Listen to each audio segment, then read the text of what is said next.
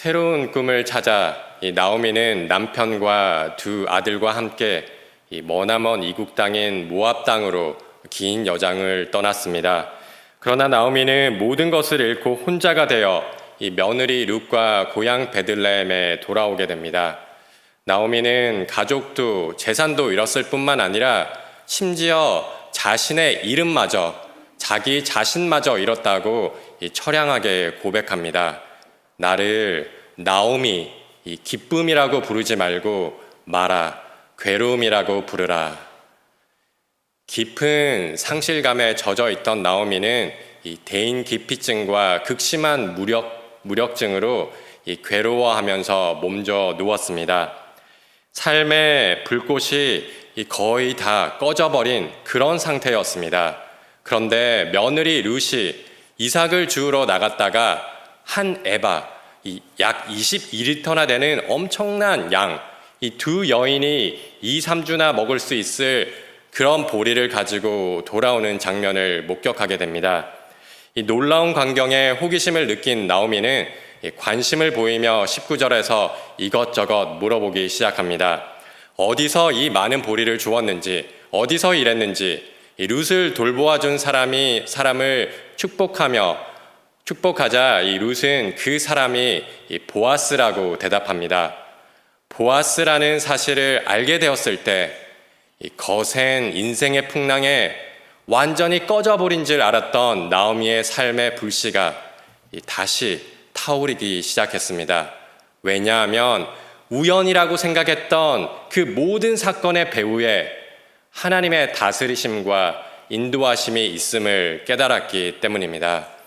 20절 말씀처럼 보아스는 이 기업 물을 자 중에 하나였는데요.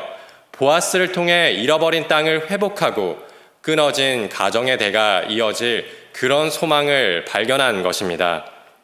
하나님의 은혜를 발견하였을 그때 나오미는 다시 기운을 차리고 일어났습니다. 뭔가 이 놀라운 일이 일어날 것 같은 기대감에 활력을 되찾았던 것입니다.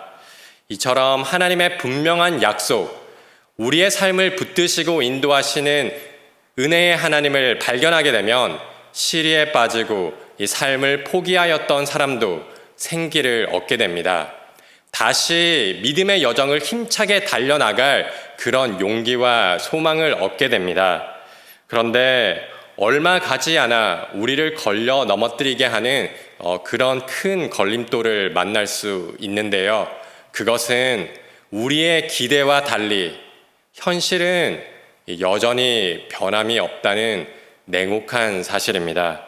분명히 기도 응답을 받았던 것 같고 확고한 믿음을 갖게 되었는데 상황과 환경이 조금도 달라지지 않을 때 우리는 더 큰 낙심과 좌절에 빠질 수 있습니다. 하나님의 약속이, 하나님의 말씀이 더디 이루어질 때 우리는 그때 무엇을 어떻게 해야 할까요? 첫 번째로 우리는 하나님의 때를 기다려야 합니다. 지금도 우리의 삶을 돌보시고 다스리시는 하나님을 믿고 인내해야 합니다. 기업 물을 자인 보아스를 만나 하나님의 은혜를 발견하였을 때 이제 모든 일이 술술 다 풀리고 당장이라도 놀라운 변화가 일어날 것만 같았습니다. 그러나 이 현실은 달랐습니다. 룻기 2장 23절을 보면 이에 룻이 보아스의 소녀들에게 가까이 있어서 보리추수와 밀추수를 마치기까지 그의 시어머니와 함께 거주하니라 라고 기록하고 있습니다.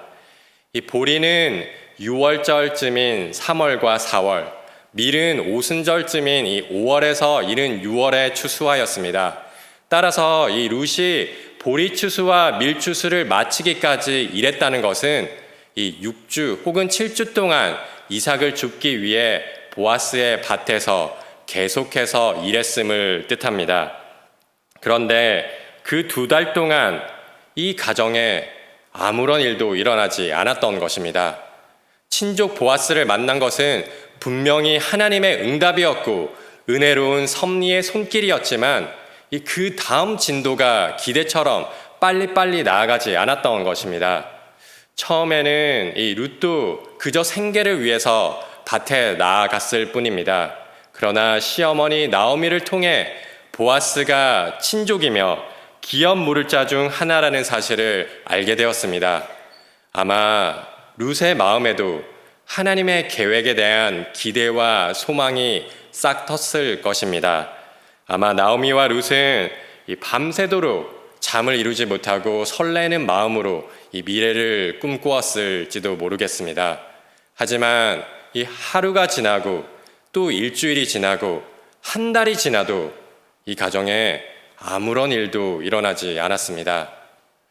이 룻기에서 흥미로운 점은 룻기 전체에서 하나님께서 이 직접 등장하시거나 말씀하시는 부분이 없다는 것입니다. 비록 보이지 않고 들리지 않아도 하나님은 지금도 여전히 일하고 계심을 룻기는 말씀을 통해 분명하게 증거하고 있습니다. 누구도 부인할 수 없는 하나님의 인도하심이 곳곳에서 너무나도 찬란하게 반짝이고 있습니다. 하나님을 원망하였던 나오미도 하나님의 은혜를 발견하고 2장 20절에서 이렇게 고백합니다. 그가 하나님께서 살아있는 자와 죽은 자에게 은혜 베푸시기를 그치지 아니하도다. 아멘. 이 예외가 있지만 일반적으로 하나님은 직접 말씀하시거나 나타나시지는 않으십니다. 물론 하나님은 지금도 직접 말씀하실 수 있고 또 말씀하십니다. 그러나 룻기와 같이 말씀을 통해서 혹은 사람과의 만남과 대화를 통해 하나님의 뜻을 알게 하는 경우가 더 빈번합니다. 하나님께서 직접 말씀하시는 경우가 비교적 많았던 구약 시대에도 사실 하나님께서 직접 말씀하시는 경우는 생각보다 흔치는 않았습니다. 선지자들조차 하나님의 음성을 처음 듣게 되는 경우 깜짝 놀라 엎드리는 장면들이 성경 곳곳에 기록되어 있습니다. 그런데 이 사람들은 보이고 들리는 현상적인 것에 집중하기 마련입니다. 한 번만 음성을 들려주시고 한 번만 보여주시면 믿겠다고 말하는 사람들이 있습니다. 그러나 믿음은 보이는 것을 붙잡는 것이 아닙니다. 애굽의 바로와 수많은 애굽 사람들은 하나님의 기적을 눈으로 직접 보았지만 아무도 믿지 않았습니다. 보아도 알지 못하고 들어도 깨닫지 못하는 그런 무지한 사람들을 위해 심지어 하나님이 사람이 되어 직접 이 땅에 오셨지만 사람들은 하나님이신 예수님을 십자가에 매달았습니다. 따라서 신앙은 뭔가 신비로운 현상에 주목하는 것이 아닙니다. 왜냐하면 이 영적인 것이라고 해서 모두 다 신령하고 거룩한 것은 아니기 때문입니다. 마귀도 영적인 존재이며 애굽 술사들도 두 번째 재앙까지 따라하며 이 기적처럼 보이는 일들을 행하였습니다. 따라서 믿음은 보이는 것, 이 현상적인 것에 근거하지 않습니다. 믿음은 듣는 것, 이 하나님의 말씀에 기초하고 있습니다. 로마서 10장 17절 말씀입니다. 그러므로 믿음은 들음에서 나며 들음은 그리스도의 말씀으로 말미암았느니라. 아멘. 신비한 기적을 듣고 보는 것이 아니라 하나님의 말씀, 그 약속의 말씀에 우리의 믿음이 굳건하게 서 있어야 합니다. 환경이 바뀌지 않아도 조건이 불리해도 약속이 더디 이루어지는 것처럼 보인다 하더라도 하나님의 약속을 굳게 붙잡는 것이 바로 참 믿음입니다. 그래서 믿음은 바라는 것들의 실상이고 보이지 않는 것들의 증거인 것입니다. 나오미와 룻의 현실은 여전히 암울하고 어려웠습니다. 그러나 이들은 하나님의 말씀, 곧 기업 물음이라는 약속을 붙잡았습니다. 그리고 하루를 살아가기에 족한 은혜를 베풀어 주신 하나님의 은혜에 감사하며 인내하였습니다. 2달 동안 밭에 이삭을 주우면서 하나님의 때를 기다렸던 것입니다. 하나님의 약속이 더디 이루어지는 것 같을 때 우리가 굳게 붙잡아야 할 것은 하나님의 말씀입니다.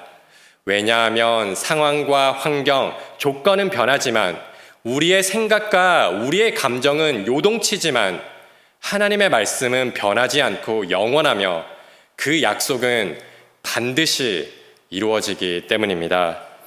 따라서 우리는 눈에 보이는 현상이나 기적을 구하기보다는 비록 보이지 않아도 언제나 우리와 함께 계시며 우리를 인도하시는 하나님을 볼 수 있는 그런 믿음의 눈을 구하여야 합니다. 우리가 믿음으로 인내하며 하나님의 때를 기다리면 우리의 모든 수고와 인내가 하나도 헛되거나 낭비되지 않고 하나님께서 아름답게 바꾸어 주실 것입니다. 혹 오랫동안 품고 기도해 왔던 태신자가 이번 영가족 축제에 끝내 나오지 않았다고 낙심하신 분이 계십니까? 특별 새벽 부흥회에 내가 벌써 3일이나 나와서 간절히 눈물로 부르짖었지만 눈에 보이는 것은 아무것도 변하지 않는 그런 현실이십니까? 하나님께서 지금도 일하고 계십니다. 우리가 미처 보지 못하고 알지 못하는 그곳에서 우리를 향한 하나님의 신실한 계획과 약속을 이루어가고 계십니다. 룻기는 바로 그 복음의 진리를 우리에게 다시 알려주고 있는 것입니다. 나오미와 룻이 보리추수에서 밀추수까지 2달을 인내하며 기다렸던 것처럼 하나님의 때를 조금만 더, 이 2달만 더 혹은 다음 추수의 때까지 기다려 보시기를 부탁드립니다. 그런데 이 하나님의 때를 기다리는 것은 아무것도 하지 않는 그런 막연한 기다림이 아닙니다. 성경에서 말하는 인내는 이 수동적인 기다림이 아니라 이 능동적인 순종입니다. 히브리서 10장 36절 말씀은 너희에게 인내가 필요함은 너희가 하나님의 뜻을 행한 후에 약속하신 것을 받기 위함이라 라고 기록하고 있습니다. 하나님께서 우리에게 이 약속하신 것을 받기 위해서는 인내, 곧 기다림이 필요합니다. 그런데 그 인내는 이 아무것도 하지 않고 이 세워라 내워라 기다리는 것이 아니라 말씀을 다시 한번 보면 너희가 하나님의 뜻을 행한 후에 약속하신 것을 받기 위함이라. 하나님의 뜻을 행한 후에 이 기다리라고 말씀하고 있습니다. 다시 말해 하나님의 때를 기다리며 인내하는 것은 이 그저 힘들고 어려운 시간이 지나가기만을 수동적으로 기다리는 것이 아니라는 의미입니다. 오히려 하나님의 뜻을 믿음으로 행한 후에 하나님께서 어떻게 행하실지를 하나님의 때를 기다리는 것이 참 믿음의 모습입니다. 그리고 이것이 바로 이 2번째 핵심입니다. 약속이 더디 이루어질 때 첫 번째로 우리는 하나님의 때를 기다려야 할 뿐만 아니라 또한 2번째로 우리가 이 기도한 것을 실제적이고 그리고 구체적으로 행동으로 옮겨야 합니다. 룻과 나오미는 이 보리와 밀추수가 끝날 때까지 묵묵히 이삭을 주우면서 하나님의 때를 기다렸습니다. 2달 가까운 시간 동안 아무런 변화가 없었지만 낙심하거나 하나님의 뜻을 의심하지 않았습니다. 오히려 그 시간 동안 구체적인 계획을 세워 즉각적으로 행동할 수 있도록 준비하였습니다. 3장 1절에서 나오미는 며느리 룻에게 이렇게 말합니다. 내 딸아, 내가 너를 위하여 안식할 곳을 구하여야 하지 않겠느냐. 여기서 이 안식이라는 단어는 단순히 쉼이 아니라 룻의 결혼을 의미합니다.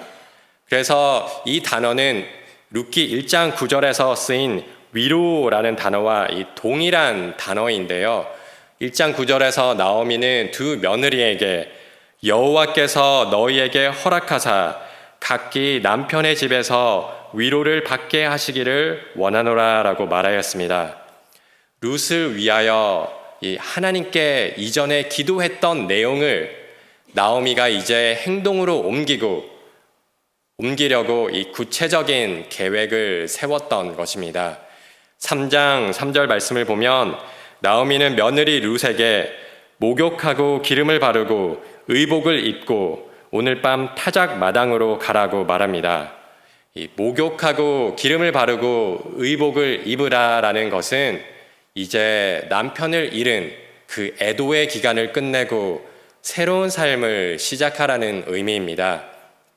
우리나라도 이 상을 당하게 되면 검은 옷을 입는 것처럼 이스라엘 백성들도 가부가 되면 상복을 입었습니다. 그런데 이 상복을 벗는다는 것은 슬픔의 시간이 끝났다는 뜻입니다. 사무엘하 12장 20절을 보면 이 다윗도 아이가 죽은 이후에 일어나 몸을 씻고 기름을 바르고 의복으로 갈아입었습니다. 이는 이제 슬픔을 멈추고 일상으로 돌아가겠다는 행동입니다. 나오미가 룻에게 이렇게 말한 것은 룻에게 남편을 먼저 떠나보낸 슬픔, 그것을 과거에 묻고 이제 하나님께서 예비하신 이 새로운 미래를 향해 나아가라는 그런 의미였습니다. 또한 동시에 나오미 자신도 죽은 남편과 자식들을 이제 그만 놓아주고 자신에게 주어진 삶을 살아가겠다는 그런 의지와 결단의 표현이었던 것입니다. 이어 4절에서 나오미는 룻에게 눈에 띄지 않게 보아스에게 가서 그가 잠들었을 때 발치에 이불을 들어 거기에 누워 있으라고 말합니다. 추수가 다 끝나 보리를 거두어 축제가 벌어지는 그날, 먹고 마시고 기분이 좋은 그 밤, 보아스를 찾아가 프로포즈를 하라고 말을 한 것입니다. 이 발치에 이불을 들추는 것에 대한 여러 가지 해석들이 있는데요. 추우면 어디를 가장 먼저 덮으라고 흔히들 말하는가 하면 발을 덮으라고 말하죠. 추우면 이 손과 발이 가장 먼저 차가워져서 동상에 걸리기가 쉽습니다. 그래서 발이 추우면 더 추위를 느끼고 잠에서 깨기가 쉽습니다. 이런 아마 경험을 토대로 나오미는 보아스가 밤에 추위를 느끼도록 만들어 그렇게 하기 위해서 이불을 들추라고 말한 것으로 여겨집니다. 아주 치밀하고 전략적인 계획을 세웠던 것입니다. 그리고 그 계획이 성공하는 장면이 8절에 나타나 있습니다. 이런 나오미의 계획은 매우 대담한 행동이었습니다. 보아스가 어떻게 사실 반응할지 알 수 없는 위험한 행동이기도 하였습니다. 또한 지금까지 룻이 시어머니를 위해 행한 모든 미담과 여태 쌓았던 모든 평판들이 하루아침에 무너지고 자칫 잘못하면 부정한 여인으로 낙인 찍힐 수 있는, 그래서 온 동네에 나쁜 소문이 퍼질 수 있는 그런 행동이기도 하였습니다. 그런데 룻은 시어머니 나오미가 시킨 대로 행하겠다고 대답합니다. 그리고 6절 이후의 말씀을 보면 시어머니가 명한 대로 다 행하였습니다. 아무리 열심히 기도하고 치밀한 계획을 세웠다 하더라도 그것을 행동으로 직접 옮기지 않으면 아무런 일도 일어나지 않습니다. 하나님의 약속이 더디 이루어질 때 하나님의 때가 되기를 인내하였다면 또한 그 때가 되었을 때 망설이지 말고 담대하게 행동하여야 합니다. 우리를 향한 하나님의 계획은 믿음으로 순종할 때 이루어지기 때문입니다. 우리의 모든 삶이 하나님의 주권 아래에 있습니다. 하나님께서 우리의 삶을 다스리시고 인도하십니다. 하지만 그것이 우리가 아무것도 하지 않아도 된다는 그런 뜻은 아닙니다. 성경은 운명론이나 결정론과 같이 하나님께서 우리의 모든 삶을 정해놓으시고 통제하시기 때문에 우리가 가만히 수동적으로 기다리면 된다고 그렇게 말하지 않습니다. 오히려 나오미가 이 룻의 결혼을 위하여 기도하였고 또한 기도한 것이 이루어지도록 아주 구체적이고 전략적인 계획을 세워 준비하였던 것처럼 우리가 할 수 있는 일을 책임 있게 행하여야 합니다. 그리고 룻이 시어머니의 말을 따라 어김없이 순종하였던 것처럼 2달 동안 진척 없던 관계가 그렇게 순종하였을 때 이 2달 동안 아무런 일이 일어나지 않았던 그 관계가 하룻밤 사이에 순식간에 그 다음 단계로 나아가는 것을 보게 됩니다. 따라서 우리는 이 하나님의 뜻이 이 땅에서도 이루어지도록 간절히 기도할 뿐만 아니라 또한 기도한 대로 힘껏 행하고 살아가야 합니다. 하나님의 약속이 반드시 이루어질 것을 굳게 믿을 뿐만 아니라 그 약속이 이루어지기 위해 우리가 지금 마땅히 행해야 할 일들을 하여야 합니다. 왜냐하면 믿음은 모든 책임을 하나님께 돌리고 막연히 수동적으로 기다리는 것이 아니기 때문입니다. 참 믿음은 하나님의 은혜가 우리의 순종을 통해 흘러가고 경험되어짐을 깨닫고 지금 오늘 이곳에서 내가 있는 그곳에서 할 수 있는 것들을 행하는 것이기 때문입니다. 비가 오도록 기도하였으면 우산을 챙겨야 합니다.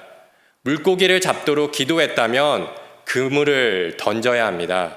풍성한 추수를 위해 기도했다면 씨를 뿌려야 합니다. 마찬가지로 시험을 잘 치르길 기도했다면 책을 펴서 공부를 해야 됩니다. 병이 낫기를 기도했다면 병원에 가야 합니다. 직장을 위해 기도했다면 계속해서 지원해야 되고 사업이 잘 되길 기도했다면 열심히 일하며 땀을 흘려야 하고 결혼을 위해 기도했다면 사람을 만나야 합니다. 자녀와 배우자가 변화되기를 기도했다면 그들에 대한 우리의 언어와 태도가 먼저 달라져야 합니다. 기도했으니까 하나님이 어떻게든지 해결해 주실 수 있겠지, 그렇게 막연하게 기다리는 것은 참 믿음의 모습이 아닙니다. 나오미와 같이 아주 치밀하고 주도적으로 일을 진행해 나가고 무엇을 어떻게 행동해야 할지 또한 알게 되었다면 룻과 같이 즉각적으로 순종해야 합니다. 그것이 때로는 아주 모험적이고 우리의 삶에 어떤 결과를 가져올지 모르는 위험천만한 행동이라 하더라도 약속의 말씀을 굳게 붙잡고 한번 부딪혀 보아야 합니다. 비록 보이지 않는 것 같으나 하나님의 손이 우리를 굳게 붙들고 계시며 지금도 우리의 삶을 선하게 인도하고 계시기 때문입니다. 하나님의 때를 믿음으로 인내하고 그 때가 되었을 때 믿음으로 행동하여 우리에게 주어진 하나님의 은혜를 온전히 누리는 그런 복된 삶이 되시기를 간절히 소망합니다.